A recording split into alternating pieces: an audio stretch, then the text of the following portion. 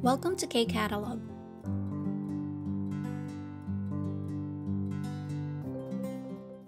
Level 4 Unit 1 Textbook, page 16, second grammar na tayo. Grammar natin this time is dongsa or hyungyongsa plus ulsurok. So, pwede kay verb, pwede din kay adjective, si grammar ulsurok. So, based sa explanation natin, ang sabi, 앞 내용이 상황이나 정도가 더 심해질 경우 뒤 내용의 결과나 상황도 그에 따라 더 하거나 덜 하게 됨을 나타낸다. So, ano ibig sabihin yan? Sabi niya dito, no, yung 앞 내용의 상황 or 정도, yung degree daw nung naunang situation. So, yung sa sentence mo, yung first part ng sinabi mo, yung degree nun.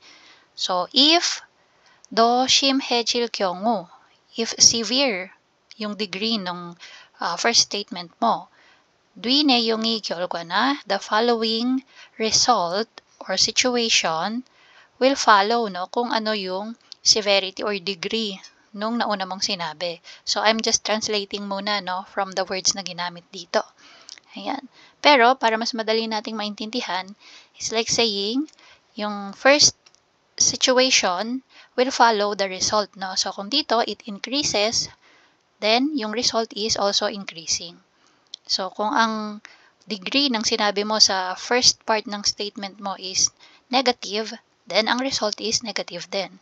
Pero kung maganda yung sinabi mo dun sa first part ng statement mo, then yung following result or situation is also positive. So, ano yung mga pwedeng phrases na gamitin natin sa English muna, no? So, pwede nating gamitin yung the more, tapos kung ano yung sasabihin mo, tapos as a result, the more din siya. Okay? Or kung negative naman yung gusto mong sabihin, so parang the less, pwede din, no? So, the less you eat, the less you get fat. Okay? So, parang sinusundan niya lang kung ano yung degree ng una mong sinabi. Sa Tagalog naman, pwede nating isipin yung habang lalong, so habang lalong tumatagal or habang tumatagal, tapos kasunod, lalong sumasarap. Ayan. So, yung mga manginginom natin dyan, habang tumatagal, lalong sumasarap. Ano yun? Alam niyo na yon. And then, another one. So, mas, tapos yung kadugtong, as a result, syempre, mas din, no? So, mas maraming tulog, mas energetic sa umaga. Okay? So, parang ganon, no? So, dito tayo sa example. First one, sabi ni Anais, 단계가 올라갈수록 한국어 공부가 더 어려워요. Sabi niya, no, 단계, level, 올라갈수록. So, yung ginamit na word dito is dongsa, yung 올라가다, to go up. Tapos, dito dinugtong si real surok. So, 올라갈수록, the more you go up, but this one, sabi niya level, no? So, the higher the level, yun yung magiging ibig sabihin niya. 한국어 공부가 더 어려워요. So, ano daw nangyari? Mas mahirap. So, the higher the level, learning Korean language becomes more difficult. Okay? So, dito, no? Habang umaakyat yung level or tumataas yung level, tumataas din yung difficulty ng pag-aaral ng Korean. Okay? So, 올라갈수록. Next, sagot si Jongara. 그래도 한국어 실력이 좋아질수록. So, dito, no, yung 좋아지다. Okay? So, yung jutta means good. Tapos, yung jua, pag naging 좋아지다, yung grammar na ajo, ojo, hejo, if maalala nyo, no, parang nagbago yung status ng isang bagay. So, yung jutta, pag naging 좋아지다, ibig sabihin, it becomes better. Okay? So, better na siya, no? Tapos, may real surok na grammar. So, ibig sabihin, the more, or this time, in this case, better, no? Mas better yung iyong Korean language skills. 생활이, yung life mo or pamuhay, paninirahan mo dito, will become more convenient. So, dito, no? 편하다, convenient. Pero dahil naka-편해지, so, 편해지다, tapos naka-real koyeyo or future tense lang siya, no? So, ibig sabihin, more will become more convenient. Okay? That's the use of ulsurok, real surok grammar, no? Sa Tagalog, mas. So, kung ano yung mas na unang sinabi mo sa part ng statement, yung kasunod nun, mas din siya, no? So, mas maganda, so yung result, maganda din. Mas pangit, so yung result, mas pangit din. Okay, sa English again, the more, the better. Next, second example, 이거 더 끓일까요? Should I boil this some more? So, sabi niya, no, pakuluan ko pa ba ito ng konti? Sagot sina, 네, 조금 더 끓이세요. 미역국은 오래 끓일수록 더 맛있어요. Sabi niya, ay sige, pakuluan mo pa ng konti. Kasi yung seaweed soup, yung miyokguk, no? So, the more na pinakukuluan mo siya ng matagal, yan, mas masarap siya. So, sabi, the longer you boil the seaweed soup, the tastier it becomes. So, dito, no? So, mas matagal na pinakukuluan, mas masarap. Okay? So, next. 몸이 안 좋을수록 더 잘 챙겨 먹어야 한다. So, ang ginamit na word is adjective, yung jutta. Kaya lang, may an siya, no? So, ibig sabihin, the more na hindi maganda yung kondisyon ng katawan mo, the more na dapat kang kumain. Okay? So, 더 잘 챙겨 먹어야 한다. Okay? So, the more you're not feeling well, the better you need to take care of yourself or to eat a lot. Next, 나이가 어릴수록 외국어를 빨리 배운다. So, dito naman yung word na dinugtungan ng grammar is yung adjective na orida. Orida, ibig sabihin bata. Okay? Young. So, nai, yung edad, no? So, the younger, okay? The younger you are, the faster you learn a foreign language. Okay? Faster you learn a foreign language. So again, no, ibig sabihin, the younger you are, the faster you learn a foreign language. So, mas bata, positive ulit, no? Mas bata, mas mabilis matuto. Okay? So, next. Ulsurok, real surok, yung ating rule. So, again, pwede kay verb, pwede kay adjective. So, same lang ang magiging rule nila, no? Verb or adjective, pag may batchim, ulsurok. Pag walang batchim, real surok. Okay, so dito, ilta, chabta, parehong may batchim, kaya ulsurok yung dinagdag. So, sagwida, orida, walang batchim, kaya real surok. Okay? Tapos dito, salda. Salda, yung mga verb or adjective natin na nag-end sa real batchim after madrop yung da. So, mangyayari, ang idudugtong na lang bale is yung surok. Kasi may real na siya sa baba. So, pag palda, to sell, magiging palsurok. Okay? And then molda, adjective naman tayo. Molda means malayo. So, drop mo si da, may real batchim. Molsurok. Okay? So, yun lang po yung tatandaan natin, no? And then, dito may tip. Sabi, ulsurok은 음연 ulsurok으로 자주 사용한다. So, itong grammar daw na to, madalas na makikita nyo ganito din ang gamit sa kanya, no? May umyon. So, paano po yun may umyon? Example, 공부하면 할수록 실력이 늘어요. Okay, so again, sabi ko, no? 공부하면 할수록 실력이 늘어요. So, ibig sabihin, the more you study, the more your skills improve. Habang mas nag-aaral ka, mas gumagaling yung kakayahan mo. Another one. So, another example, gawa tayo, 먹으면. 먹으면 먹을수록 살이 쪄요. Okay, 먹으면 먹을수록 살이 쪄요. So, the more you eat, okay, the more you gain weight. So, mas madami kang kinakain, mas mag-gain ka ng weight or mas tataba ka. Okay? So, dito, same lang din naman yung magiging ibig sabihin. No? Kumbaga, nalagyan lang ng myon or umyon yung verb na gagamitin mo. Okay? Verb or adjective. Kasi pwede siya kay verb, pwede siya kay adjective. Okay? So, another example, pag adjective naman. Oh, 예쁠수록 인기가 더 좋아요. So, the more na maganda or the prettier you are, So, the popular you become, di ba? Ayan. So, that's for ulsurok, reulsurok na grammar natin, no? So, check natin yung activity number 1. So, example muna tayo. So, yung question, 한국에서 오래 살았죠? So, matagal ka na dito sa Korea, tama ba? Or matagal ka nang nakatira dito sa Korea, tama ba? And then, sagot niya, 네. 그런데 한국에서 오래 살수록 궁금한 것이 더 생기는 것 같아요. Sabi niya, ay, opo. Kaya lang, the more na matagal na ako dito sa Korea nakatira, mas dumadami yung mga curiosity ko, no? 궁금한 것이, mga bagay na naka-curious ako ay mas dumadami. 더 생기는 것 같다. So, 는 것 같다, I think or I guess, mas dumadami yung bagay na naka-curious ako habang tumatagal ako dito sa Korea. Okay, so yun yung ibig sabihin ng sagot niya. So, dito nanggaling, no, yung question, 한국에서 오래 살았다. So, ginawa siyang question. Dinagdagan lang siya ng 지요, no, na grammar. So, instead na 살았다, naging 살았지요. And then, pagdating sa sagot, 네, 그런데 한국에서 오래 살수록. So, dito, 네, 그런데, and then, dito na yung dinugtong niya, no? 한국에서 오래, tapos pagdating kay 살았다, naging 살수록. So, nawala yung pagiging past form niya dito, no? Naging salda na lang, yung original word na salda.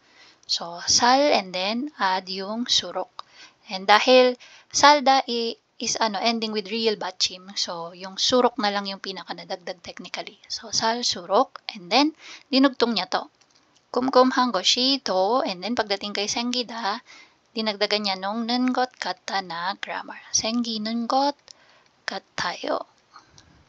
Okay, so I hope nasundan nyo, no? Paano nabuo yung sagot dito. So, try natin yung question number 1. Paano yung question 1 natin?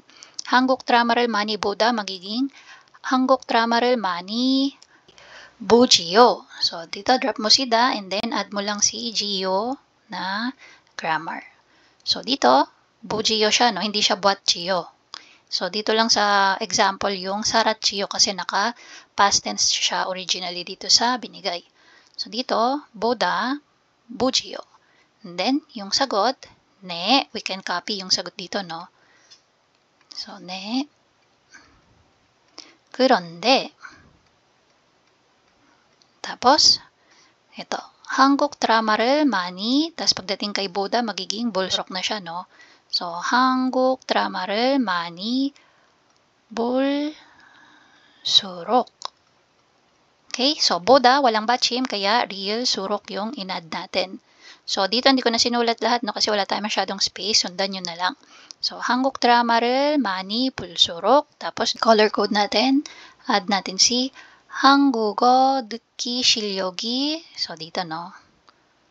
Tapos, pagdating kay 향상되다, magiging 향상되는 것 같아요. Okay, so again, yung question natin for number 1, 한국 드라마를 많이 보지요? 사got natin, 네, 그런데, tapos ito muna, no? 한국 드라마를 많이 볼수록, tapos add na to, 한국어 듣기 실력이 향상되는 것 같아요. Okay, so I hope nasundan po yan. Next, number 2. Question, 집이 학교에서 가깝지요? Then, sagot natin, 네, 그런데,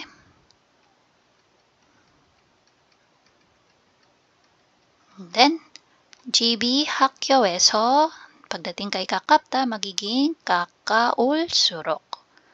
Okay? Kakaulsurok. And then, dudugtong natin si 지각을 자주 하다. Yan. So, 지각을 자주. And then, pagdating kay hada, 하는 것 같아요. Okay? Tapos, number 3. Discuss muna pala natin ano ba yung sabi kasi sa number 1. 한국 드라마 많이 보죠? So, madami kang pinapanood na Korean drama, tama ba? Or pwede ding madalas kang manood ng Korean drama, tama ba? Sagot niya, yes. Sa tingin ko, the more na nanonood ako ng Korean drama, 한국어 듣기 실력이, so yung Korean language skills ko sa pakikinig ay mas nag-i-improve. So, ibig sabihin nung 향상 되다, no? Improve, to improve. Okay, or enhance. Tapos, sa number 2 naman, yung question niya is, malapit lang sa bahay nyo yung school, tama ba?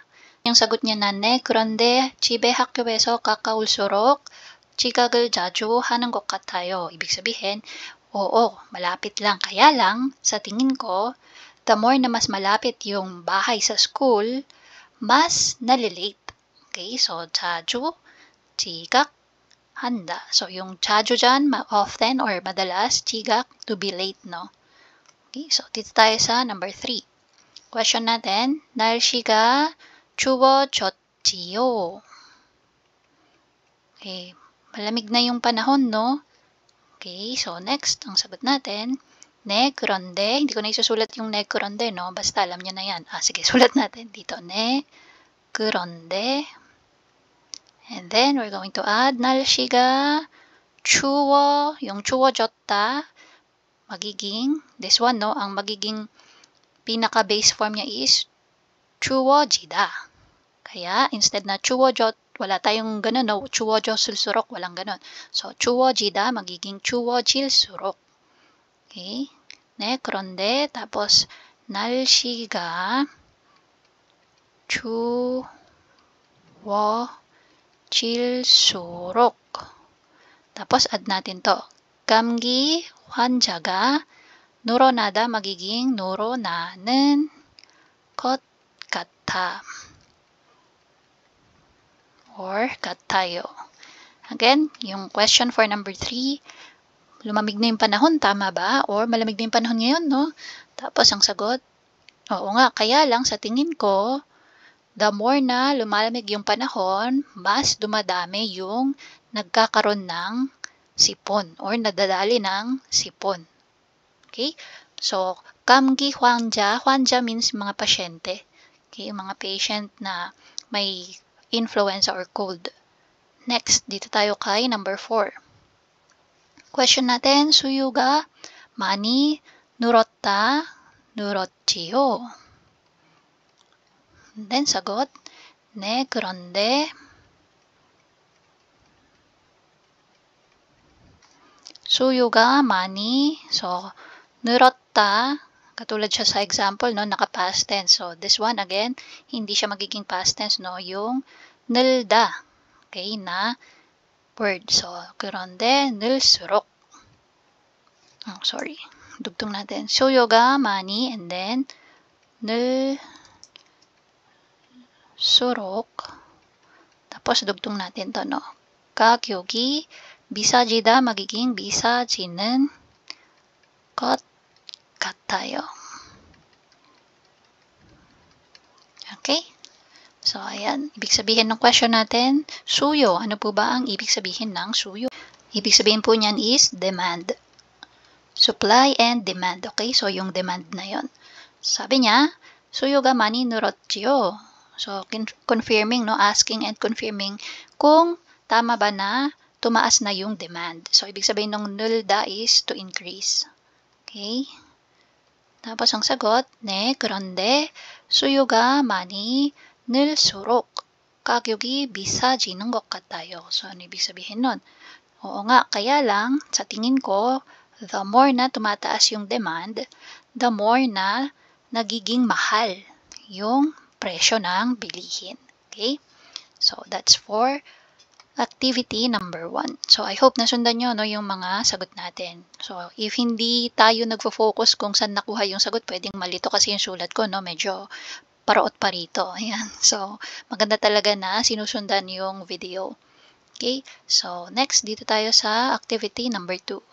So, 한국어 살아보니까 어때요? Anong sabi niya? So, how was it like living in Korea? Okay? And then, 을수록을 이용해 이야기해보세요. So, gamit daw yung 을수록 na grammar. So, sagutin natin yung mga binigay na topic, no? So, we have 한국 문화. Ang sabi ng example na sagot, 한국에 산 지 3년 됐는데 한국 문화는 알수록 매력적인 것 같아요. So, ano sabi niya dyan? I've been living in Korea for 3 years now. Okay? And the more I learn about Korean culture, 한국 문화는 알수록 the more attractive it becomes. 매력적인 것 같아요. So, 매력 means, or 매력적인 means attractive. Okay? So, the more na nalalaman niya yung about sa Korean language, para sa kanya, mas nagiging attractive yung culture na yon. And then, dito tayo kay 한국 음식. For 한국 음식, pwede ulit natin gayahin yung format, no? 한국에 산지, tapos kung ilang taon ka na ba dito. Yan. So, kung example, 1 year ka pa lang or naka 3 years ka na din. So, gayahin mo lang yan, no? 3년 됐는데, tapos, 한국 음식. So, papalitan natin yung 한국 문화 ng 한국 음식은. Usually, pag pagkain, ano bang ginagawa natin? Kinakain. So, yung gagamitin natin na verb is 먹다. So, sa kanya natin idudugtong yung grammar na 을수록. So, 먹을수록. And then, 더 맛있는 것 같아요. Okay? Or, pwede ding 입맛에. So, ibig sabihin nung 입맛에, panglasa, no? 입맛에. Tapos, 맞다. 맞는 것 같아요. So, mas nagiging swak siya sa panlasa ko. So, parang ganun na ang magiging ibig sabihin kapag ito yung sinagot mo. So, again, 먹을수록 더 맛있는 것 같아요. The more na kumakain ka ng Korean food, mas nagiging masarap siya. Okay? Kasi syempre sa una, parang hindi ka sanay, no? Maanghang, maalat, pero habang tumatagal, mas na-appreciate mo, no, yung lasa. And then, pag ito naman yung sinagot mo, 입맛에 맞는 것 같아요. So, sasabihin mo dyan is, tama siya sa panglasa mo or swak siya sa taste buds mo. So, para naman sa 한국어 공부, so, pwedeng simplehan na lang natin, no? 한국어 공부할수록 더 재미있는 것 같아요.